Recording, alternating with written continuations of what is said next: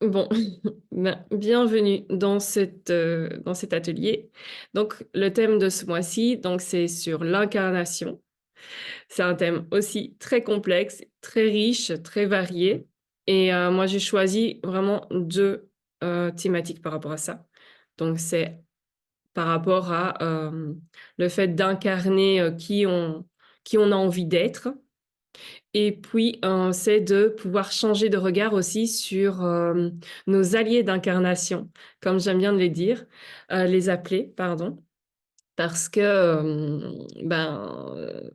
on est venu pour pouvoir transmuter des choses, pour pouvoir évoluer, et donc on ne peut pas évoluer tout seul. Donc nous, on s'est déjà auparavant associés comme ça avec certains êtres pour pouvoir ensemble se soutenir, même si dans notre réalité actuelle, on s'en souvient pas, même si c'est compliqué, même si c'est des personnes qu'on déteste, avec qui on est en conflit, eh bien, ce sont nos alliés parce qu'ils viennent nous faire travailler des aspects de nous qui sont importants dans ce que l'on a décidé de venir. Donc ici, c'est pas le but de savoir pourquoi on est venu, quelle est notre mission de vie, notre mission d'âme, etc. Parce que ça, c'est pour moi, on se prend beaucoup la tête par rapport à ça. Hein. Je me suis prise la tête par rapport à ça aussi.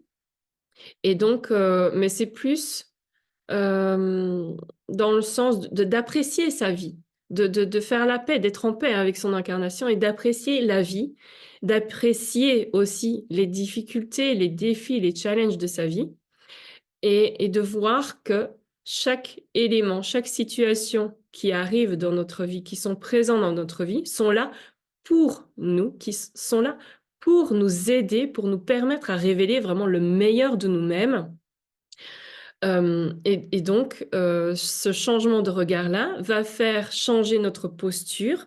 Ça veut dire que ça va nous aider à ne plus reproduire les mêmes schémas, les mêmes cycles de réactions, comme ça en chaîne, que l'on perpétue depuis, bah, depuis toujours, et qui prennent une autre importance, une autre dimension, en tout cas, à partir du moment où on va poser de la conscience dessus. Donc, dans, dans le PDF, donc j'ai mis que la vie, elle est toujours de notre côté. Et c'est vrai que la vie, elle veut pas, je change s'il veut bien. Ah, voilà. Euh, la vie est toujours de notre côté. Donc, elle n'est pas là pour nous enfoncer, pour vraiment nous faire vivre les pires choses. Ça, c'est vraiment dû à un manque de conscience et un manque d'observation, de discernement. Mais aucune culpabilité à avoir parce que à un moment donné, la vie, de toute façon, elle fait en sorte qu'on ouvre les yeux. Il y a plein de protagonistes autour de nous qui sont là pour ça. Et les situations un peu plus chaotiques, un peu plus conflictuelles, sont là pour que ça devienne de plus en plus évident. Et à partir du moment où on continue volontairement à fermer les yeux parce que les émotions, c'est désagréable, parce qu'on n'a pas envie de revivre les mêmes schémas, parce qu'on n'a pas envie d'affronter les autres, d'affronter soit de soi envers soi, ce que l'on ressent, ce que l'on a envie, de faire ce choix ou ce pas qui va nous confronter un peu aux autres, aux idées des autres, à la vie normale qu'on nous impose. Et donc, c'est tout ça qui va faire que on va fermer les yeux et qu'on va dire mais non, c'est pas grave, mais non, c'est pas grave, je mets de côté, c'est pas si important. Eh bien, si. Et la vie, elle nous aime tellement qu'elle va elle va co-créer avec nous des événements un peu désagréables pour nous faire bouger de notre état, pour nous remettre en mouvement, afin de nous diriger vers le chemin le plus, le plus léger intérieurement, parce que des challenges, des défis, on en vivra toujours, mais en tout cas vers la voie qui nous correspond le mieux. Donc celle qui sera le plus juste par rapport à ce qu'on a décidé de venir vivre, expérimenter. Donc c'est toujours quelles expériences voudrais-je vivre? Si on prend en compte, qu'on est venu pour expérimenter quelque chose, eh bien là, on va changer son regard sur toutes les expériences que l'on a déjà vécues et celles que l'on vit à présent et celles que l'on va vivre plus tard. Et c'est un voyage, hein, ça se fait pas, du jour au lendemain. Et pour ça, on est venu, mmh dans le meilleur endroit du monde, même si, on n'est pas tous d'accord et qu'on n'est pas, voilà, c'est toujours très compliqué. Il y a des familles, on dirait qu'elles ont, bon, elles sont passées à côté de tout ou voilà, mais chacun de toute façon est venu expérimenter quelque chose en fonction de ses des désirs qu'il a émis avant de s'incarner, avant de prendre corps, avant de naître et donc on a décidé un petit peu des gros points à travailler, à expérimenter. Voilà, donc on va venir justement dans pendant enfin, lors d'une époque, donc on va choisir l'année, on va choisir, les blessures à traverser, on va choisir, le voilà, tout le terreau, en fait, sur lequel on va pouvoir se déployer. Mais quand on vient, bah, évidemment on va pas le voir comme ça. Donc ça va venir, ça va se présenter à un moment donné quand la situation sera trop difficile pour nous. Là, on va pouvoir commencer à se remettre en question, à remettre en question tous les fondamentaux, à remettre en question les valeurs, à remettre en question les croyances familiales, à remettre en question les croyances de la société. Voilà. Mais c'est pas à chaque fois, tout d'un coup, ça peut être un petit élément, juste un élément en tout cas qui nous fait nous sentir mal dans notre vie, mal dans notre peau, voilà, qui crée un mal-être ou parfois voilà, quelque chose d'inconfortable et qui reste et qui prend un peu de plus en plus possession de nous. Et donc, ben, dans la famille, on va trouver des schémas de comportement, tout un tas de blessures, des défis, relationnels, des défis karmiques et des poids transgénérationnels. Voilà, ouais, c'est pour faire court, hein. Donc à chaque fois, il y a plein d'histoires dans les familles, plein de défis. Bon, j'aimerais bien, bouger ces trucs-là, voilà. Plein de défis et tout ça, ça nous amène à grandir. Sauf que nous, ben, comme on s voilà, ça réveille en nous, hem, trop d'inconfort, des choses que l'on ne veut ça nous met face, en fait, à ce que l'on ne veut pas vivre et qu'est-ce qu'on fait quand on ne veut pas vivre quelque chose? Beh, on va plutôt prendre la tangente, on va plutôt, prendre de la distance, s'enfuir, vouloir se séparer de. Sauf que même en prenant de la distance, même en voulant fuir ou se séparer de la famille ou des histoires familiales, ça a un impact. Ça nous a complètement impactés et c'est dans notre champ informationnel, donc notre aura, si vous voulez, ou notre inconscient et tout ça, ça va avoir quand même un impact sur notre façon de faire nos choix, notre façon de relationner, notre façon d'aimer, notre façon, voilà, de nous écouter, de nous respecter. Enfin voilà, ça impacte tout et il n'est pas nécessaire d'aller, fouiller, d'aller déterrer tout ça pour pouvoir se sentir mieux, pour pouvoir, tout régler. Ça se fait vraiment, progressivement et c'est pour ça que, ben, cette famille-là, entre autres, hein, parce que ce n'est pas seulement, la famille. Bon, je sais pas si on voit que je déplace le truc, mais hem, parce que voilà, les éléments qui viennent nous faire évoluer, ça peut venir, voilà, du cercle amical, de notre, environnement, professionnel, ça peut venir de partout donc c'est pas. Il y a pas que le noyau, familial qui nous impacte. Mais bon, voilà. Personnellement, il y a mon noyau familial qui est très présent. Donc c'est un bon terrain de jeu, d'exploration, d'expérimentation. Et donc tout ça, ça nous sert à évoluer.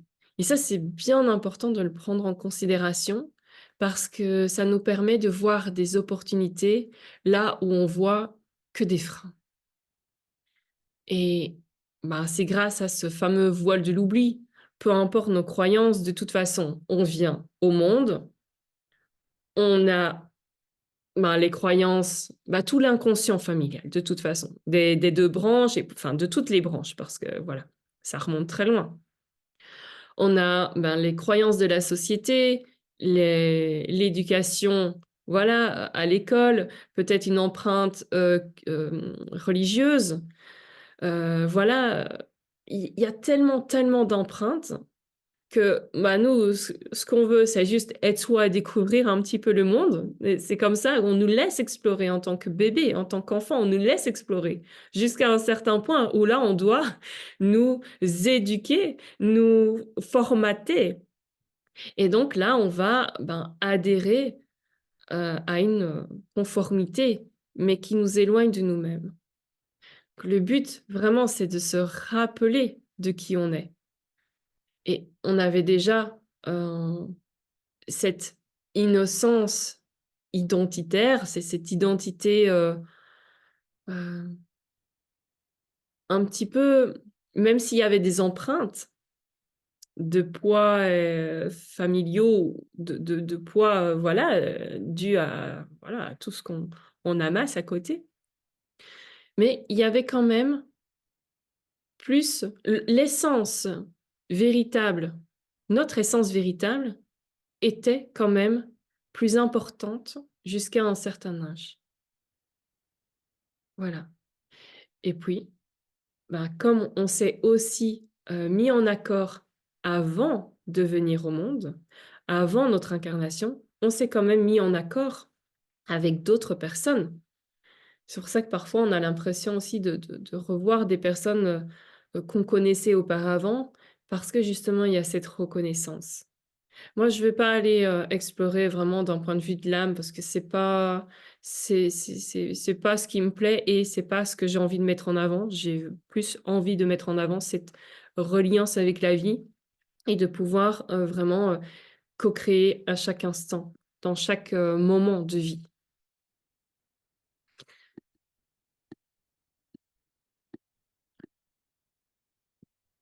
Donc te mettre en bas. Donc vraiment, on va passer de l'inconscience à la conscience. Si vous voyez, donc on joue en général dans nos relations, on joue vraiment, on reste dans, ce triangle, le triangle de Karpman. Et quand on étudie un petit peu ce triangle-là, vraiment c'est suite à un ego déséquilibré. Mais c'est pas grave, hein, c'est pas grave, ça fait partie du jeu. Donc, je vais raconter une petite anecdote après. On aime bien, il y a des rôles qu'on aime bien, s'attribuer. Le rôle de victime en général, je vais pas dire qu'on l'adore, mais on l'adore d'une certaine façon, tout comme le rôle de sauveur. Le rôle de persécuteur, bourreau, celui-là, en général, on n'aime pas, on va pas le mettre en avant. On va pas dire: «Ouais, moi, je suis bourreau». Non. Et le but, c'est ne pas y rester. OK, ça peut nous permettre de mieux nous connaître, de mieux nous situer dans les relations que l'on entretient les uns avec les autres, de savoir, tiens, à quel moment je suis victime, à quel moment je suis sauveur, à quel moment je suis persécuteur. Quand mon petit garçon Élie, voilà, donc quand il est né, en fait, j'ai vu plein, plein, plein de professionnels différents. Je suis tombée sur une femme aussi, qui, je sais plus ce qu'elle faisait, elle travaillait au niveau du crânio-sacré, enfin bref, je sais plus. Hem, ouais, c'est de l'énergétique, hein, et à un moment donné, bon, je lui explique, on parle un petit peu de ce triangle-là aussi. Bon, moi, bien sûr, en tant que victime, hein, je me positionne en tant que victime et aussi un peu en tant que sauveuse en voulant, vraiment à tout prix aider mon petit garçon qui était en pleurs, qui était vraiment mal dans son petit corps. Puis elle me dit: «Oui, mais vous savez, si on est victime, on est sauveur, on est aussi le bourreau de quelqu'un». Alors là, pouf, douche froide. Là, mon ego, il a été piqué. Parce que je me dis: «Mais comment moi, bourreau? Mais non, moi, je suis la victime dans l'histoire. Non! Ouais, je peux, sauver les autres aussi, parfois je me positionne en tant que sauveuse. Mais quoi, moi, bourreau? Non, c'est pas possible». Mais si, il a fallu le remarquer, le l'accepter aussi que, souvent, voilà, aussi en voulant par manque de confiance en moi, par exemple, ou d'insécurité, eh bien, j'imposais mes idées, j'imposais ma volonté et donc ça, c'est être aussi le bourreau. Vouloir que l'autre agisse tel qu'on le désire, voilà, ça c'était, voilà, sur mon chemin aussi pour pouvoir, hem, tendre vers plus d'équilibre. Donc on peut pas rester dans ce triangle si on veut, heu, co-créer avec la vie. Si on veut co-créer avec la vie, il faut pouvoir en sortir. Parce que si on reste là-dedans, de toute façon, on va rejouer sans cesse les mêmes rôles. Le but, c'est de passer de l'inconscience à la conscience. Et on peut pas être conscient de tout, tout le temps et on peut pas tout travailler à chaque instant. Et vous le voyez dans votre vie, il y a à chaque fois un pôle qui prend, votre attention, qui prend plus de place parce que c'est celui-là, à présent, à cet instant précis de votre vie, qui est le plus important. Et à un autre moment, ben, ce sera autre chose parce que les circonstances donc quand je parle de circonstances, je parle aussi de toutes les personnes qui sont impliquées de près ou de loin dans cette expérience-là. Ça peut aussi être des personnes qui ne sont pas présentes dans votre vie, là, actuelle, avec qui vous n'êtes pas en lien direct. Voilà, mais il y a comme, à un moment donné, une configuration qui fait que là, le moment, le contexte est idéal pour travailler ça. Si on passe le moment, c'est pas grave, il se représentera. De toute façon, il se représentera peut-être différemment avec d'autres protagonistes, voilà, mais à un autre moment. Voilà et c'est quelque chose d'autre qui va, prendre plus d'ampleur, plus d'importance, qui va attirer votre attention à un moment donné. Donc nous, ce qu'on veut, ce qu'on va chercher à faire, ici aussi au sein de la voie de l'être, c'est de sortir de ce triangle pour vivre la justesse de l'expérience et ça, c'est tout un cheminement. Pour redevenir pleinement créateur, avec un ego équilibré, au service de notre vie. Voilà et c'est un jeu constant ça.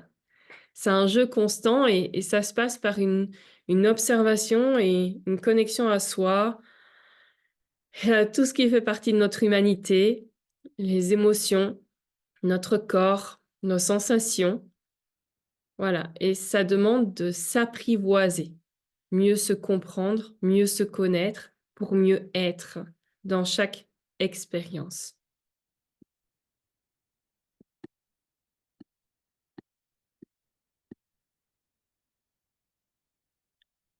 Bon, mmh, il y a dans le PDF, je vous ai mis une petite histoire d'âme et ben, ça exprime vraiment un petit peu qu'on on passe des accords les uns avec les autres avant de s'incarner, mais une fois sur terre, on a tout oublié.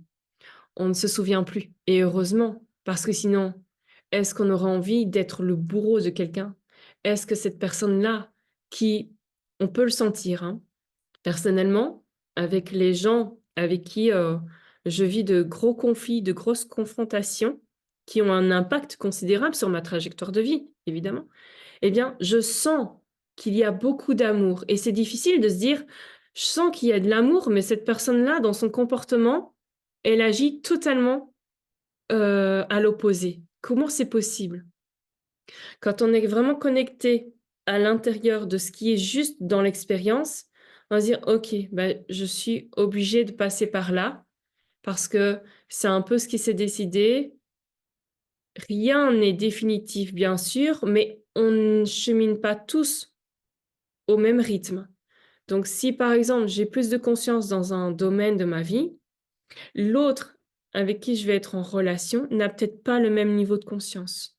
Et lui aussi, cette personne-là a encore des choses à traverser.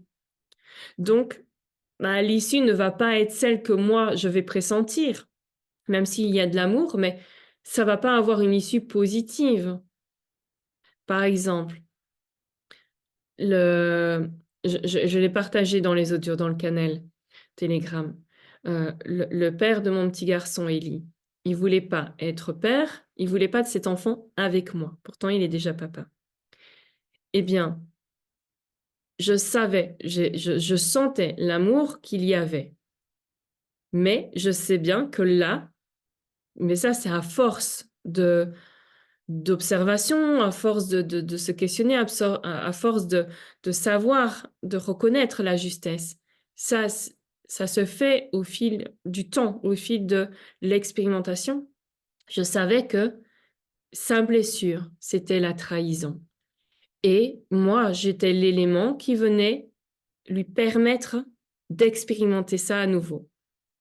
Et c'est très difficile parce qu'on ne se sent pas compris, on se sent on se sent être le mauvais dans l'histoire. Pourtant, si après on se reconnecte à la justesse de son expérience, on se dit: «Ben non, je sens que je fais ce qu'il faut» et pourtant, on provoque quelque chose de désagréable, quelque chose qui va avoir un impact, bah, sur tout le monde.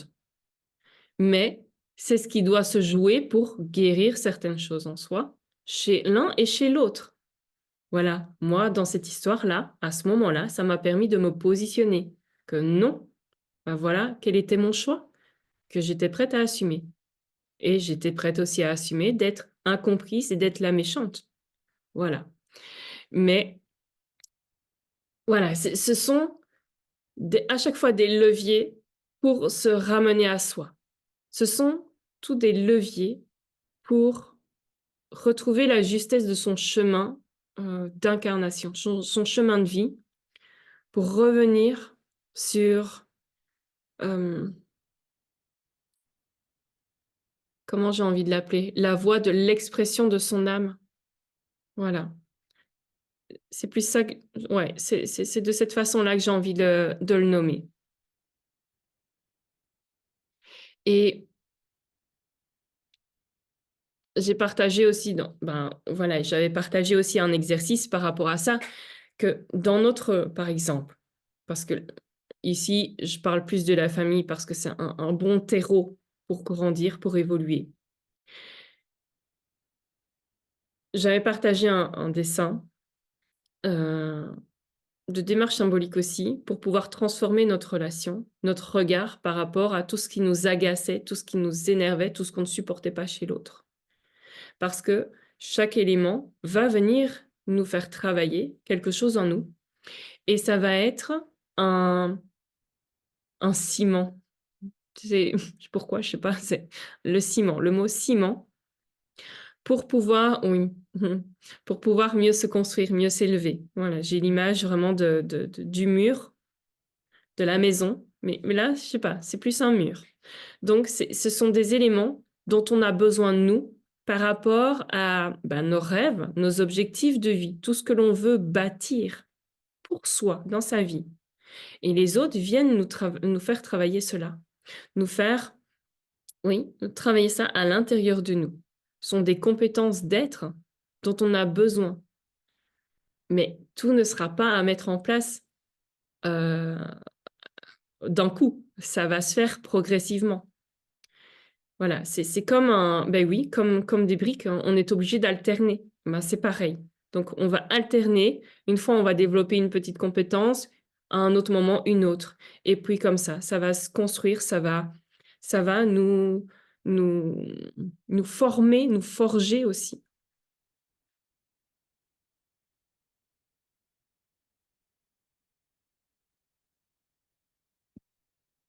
et donc bah, ça, on va faire après alors. On va aller définir nos alliés d'incarnation et je vais vous raconter, hem, une anecdote. Donc nos alliés d'incarnation, pardon, ils viennent à chaque instant, hein, ils sont là aussi dès l'enfance. Quand j'ai fait le visuel, il y a un souvenir qui s'est représenté. Je dis, bah pourquoi? Mais si, c'était important.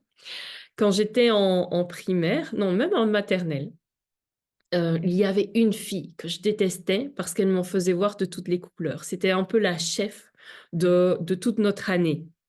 On était en maternelle, ça a duré, je suis restée dans cette école jusqu'en, 2e primaire, ça fait, CE1, l'équivalent CE1 et j'étais à chaque fois, mise de côté et elle remontait, les autres contre moi. Voilà.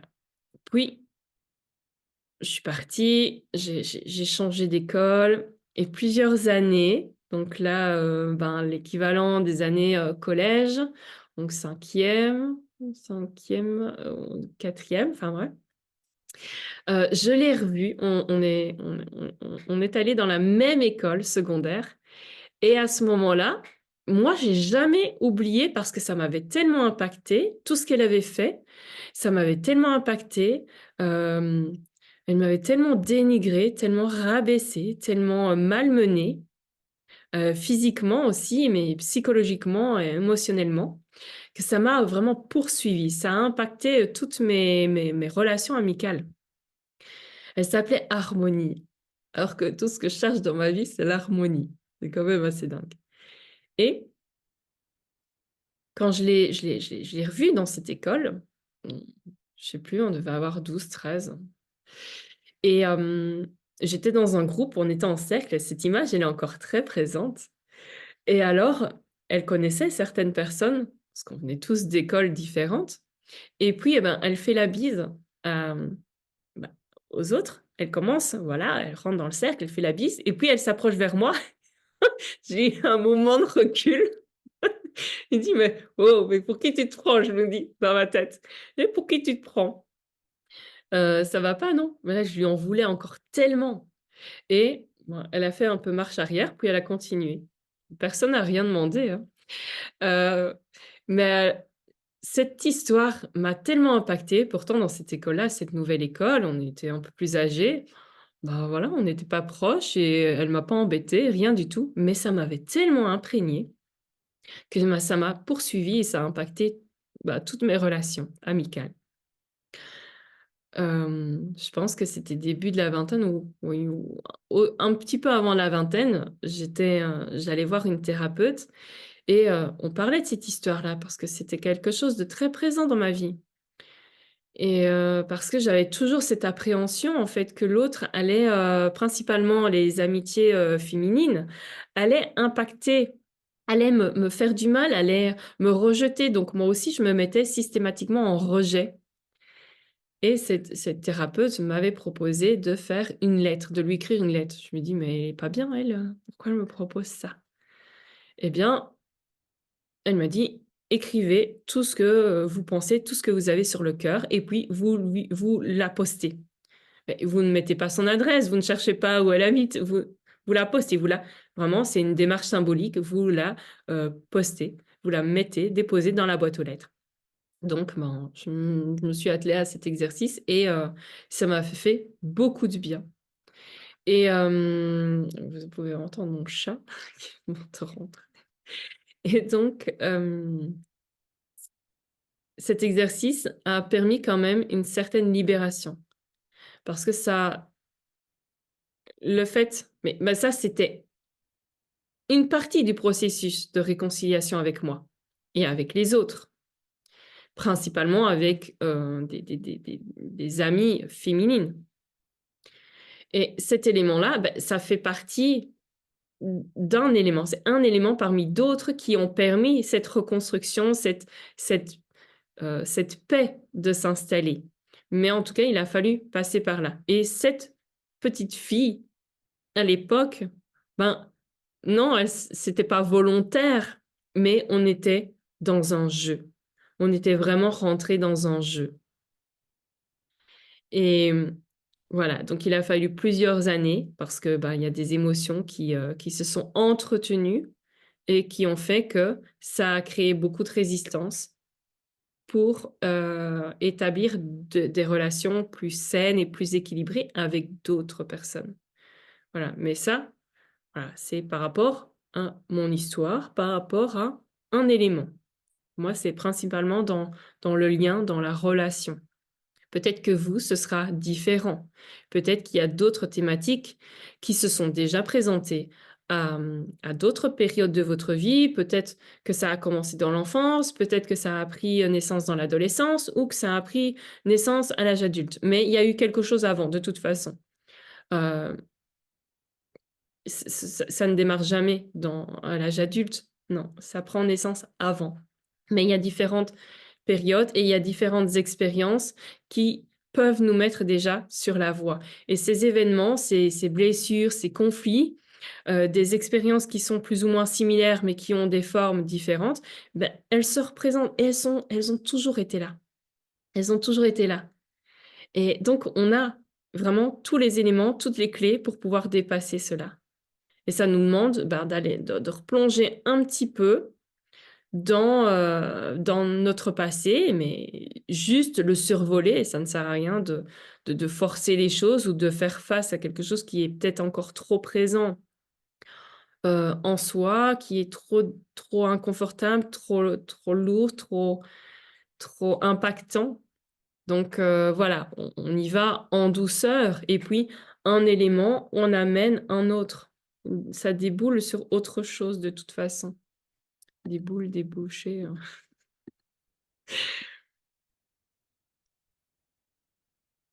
Donc, donc voilà. Euh, J'espère que c'est clair. Sinon, de toute façon, voilà. Mais le but, c'est vraiment de donner des petites clés, d'offrir des éléments qui permettent de porter un regard différent sur, bah, sur soi-même, sur la vie, ceux qui nous entourent aussi. Donc, à partir du moment où on sème une graine, on décide de lui apporter tous les éléments pour essayer de la faire fleurir, enfin germer d'abord, et puis la faire fleurir. Mais il se peut qu'elle ne germe pas du tout. Et puis ça dépend de vous, ça dépend de vos envies, de vos besoins. Voilà. Et peut-être que la graine, elle va être semée maintenant et qu'elle ne germera que peut-être dans quelques mois ou quelques années. Ça dépend. Ce que l'on vit là actuellement. Mais cette information, elle est inscrite en vous, elle est là autour de vous, donc ça vous permet après de prêter attention, ou en tout cas votre attention sera appelée par un mot, une attitude, une expression, par un souvenir qui va ressurgir là dans votre mémoire. Et donc, ce sont vraiment des indices qui vous sont apportés pour pouvoir travailler sur ce que vous devez pour atteindre vraiment, voilà, soit un épanouissement, un équilibre dans votre vie. Alors, un autre élément que je voulais aussi travailler avec vous, c'était sur cette notion de incarne qui tu es, ou de chercher d'incarner quelque chose en fait qu'on tend à développer, qu'on tend à atteindre. Ça, c'est une phrase qu'on partage beaucoup. euh, et à un moment donné, enfin, moi maintenant, quand je me connecte à cette phrase-là, je sens beaucoup de pression et de culpabilité de ne pas encore atteindre un certain point.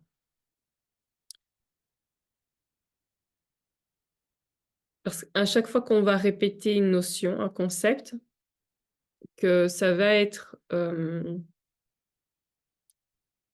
accepté par une grande partie de la population, il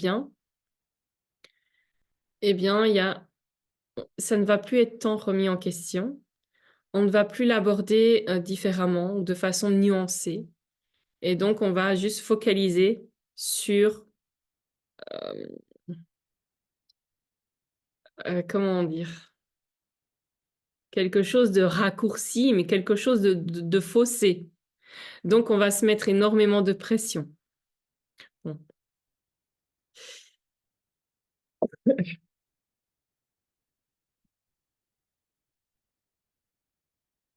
Quand un acteur, il doit jouer le rôle d'un personnage. Moi, déjà, ce que j'observe, au final, que ce soit dans ma vie ou la vie des autres, c'est que on ne va pas être attiré par quelque chose dont on n'est pas porteur en soi.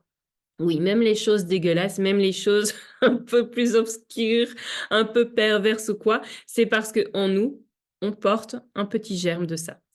Ça fait partie d'une facette. Peut-être une facette, une petite zone d'ombre, peut-être quelque chose qu'on n'a pas envie de reconnaître, mais on n'est pas fait que de lumière. Euh, J'avais un exemple, là il m'a échappé, mais j'avais un exemple par rapport à ça. Euh, le fait que je perçoive aussi la perversité chez les autres, c'est parce qu'il y a une part de moi perverse. Alors, ça fait pas très joli de dire ça. D'ailleurs, c'est très inconfortable de pouvoir le dire, mais il faut le dire. Parce qu'il n'y a que comme ça, qu'en se l'avouant, en le reconnaissant, qu'on peut se détacher de son emprise. Parce que tout ce que l'on refuse de voir, tout ce que l'on refuse de constater en soi, qui est là, qui est présent, et qu'on le sait, hein, mais à un moment donné, si on le réprime, ça va prendre possession de nous. Ça va se manifester dans des comportements, dans des envies qui ne partiront pas du bon espace, qui ne seront pas saines. Ça va nous faire dévier. Alors, là aussi, hein, au niveau de l'intensité, ça diffère, hein. Mais quand un acteur il a besoin d'incarner un rôle, il va s'immerger totalement dans la psychologie du personnage. Il va aller se renseigner, il va aller lire pour comprendre vraiment comment il agit, comment il pense, comment il parle, comment il se comporte, comment il vit au quotidien. Il va vraiment prendre possession de ça pour pouvoir être ce personnage-là. Pour qu'on ne puisse plus dire, bah non, celui-là, il joue la comédie, il n'est pas trop ce qu'il prétend être. Mais ça, c'est dans le cas d'un acteur. Mais le cerveau, parce que là, je me documente un petit peu là-dessus, parce que je trouve ça passionnant.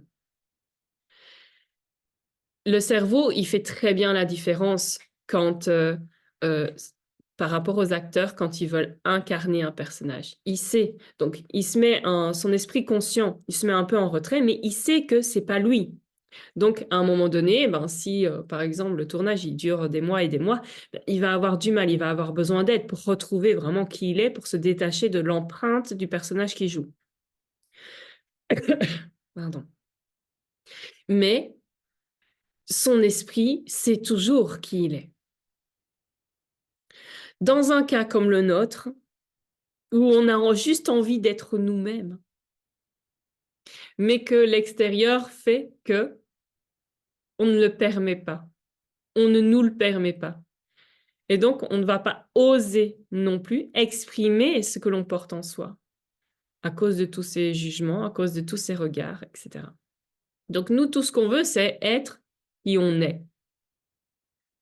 Et pour être un peu plus qui on est, on va chercher à être d'autres personnes ou à expérimenter d'autres facettes, mais on va s'éloigner.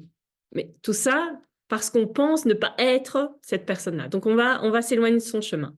C'est un peu complexe, hein?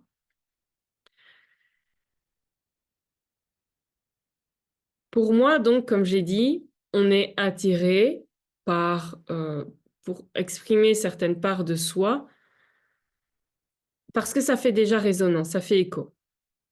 Si on n'est pas dans la recherche d'exprimer, d'expérimenter une certaine facette, parce que ça nous est nécessaire sur notre chemin d'évolution, ou parce que, voilà, dans notre projet, par exemple, Voilà, je sais pas, parce qu'il faut communiquer pour son activité professionnelle, il faut se montrer, il faut se rendre visible, voilà, enfin, c'est l'exemple qui me vient. Eh bien, là, il va falloir développer toutes sortes d'attitudes, de compétences, etc. Sembler être quelqu'un qu'on n'est pas encore. Mais si on cherche à être ça, c'est parce que c'est déjà en nous. Sauf qu'on n'a pas assez confiance en ça. On n'a pas assez confiance en nous parce que, tout comme l'acteur, il répète encore et encore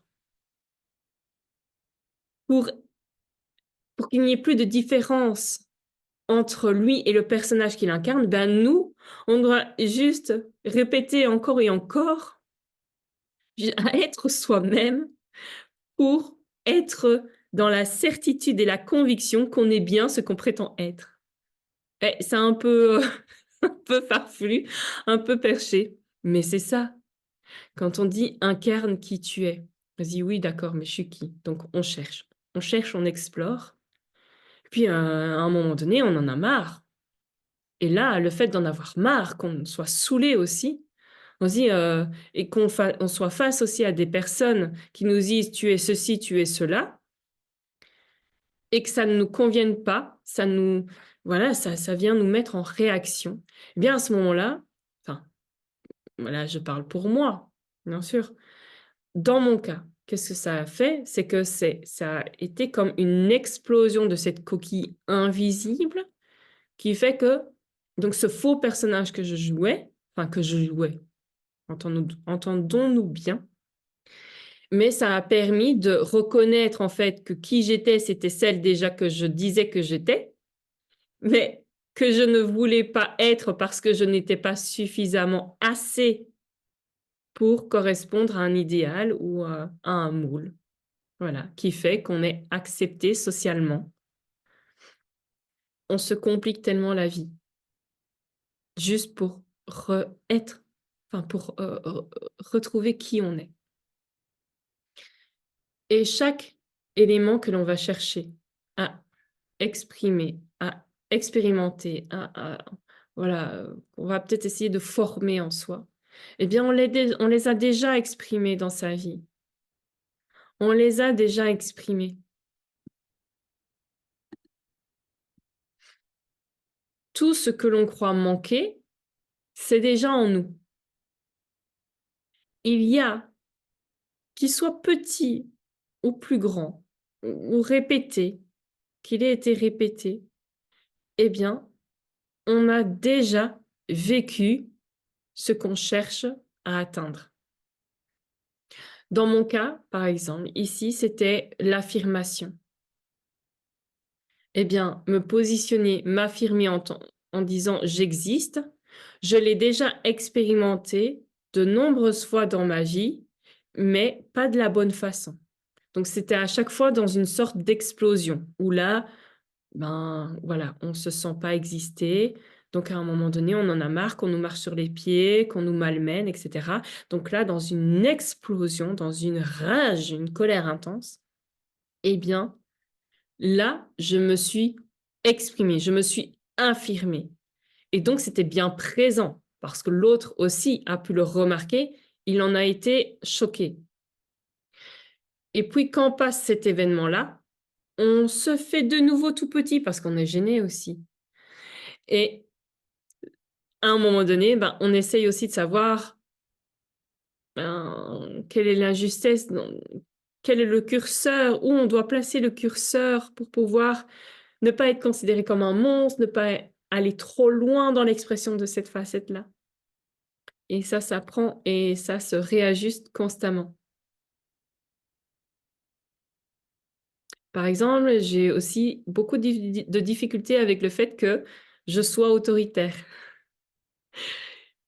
Et j'ai réprimé ça parce que quand j'étais petite, j'étais très autoritaire. Et par contre, ce que j'ai remarqué au fil du temps et au fil des expériences professionnelles que j'ai eues, c'était que je manquais de fermeté dans toutes les relations aussi, hein. Donc, ces dernières années, ben, je tends à réconcilier et à adoucir ce côté autoritaire, à le laisser reprendre un petit peu plus de place pour pouvoir l'adoucir et pour pouvoir l'amener à juste une fermeté respectueuse vis-à-vis de l'autre et vis-à-vis de moi.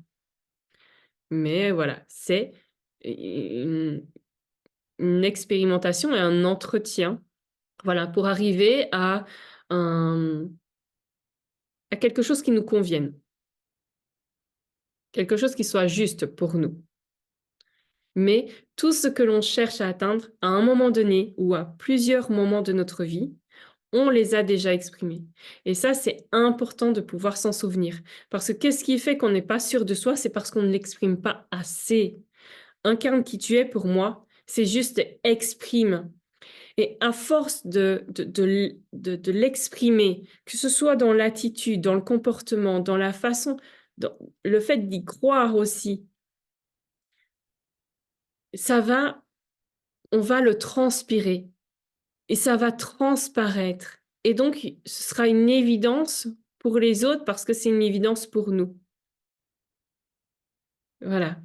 Ça, c'était, pour moi, c'est incarne ton être, c'est vraiment e exprimer qui on est à travers, toutes les fibres de notre être, quoi, les pores de notre peau. C'est exprimer qui on est.